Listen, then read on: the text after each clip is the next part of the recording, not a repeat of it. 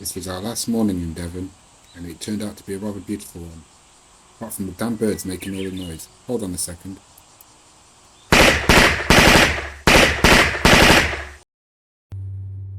As I was saying, it really was a beautiful morning in Devon.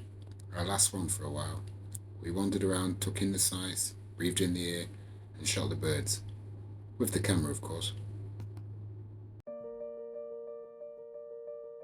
We won't be back in Devon until spring.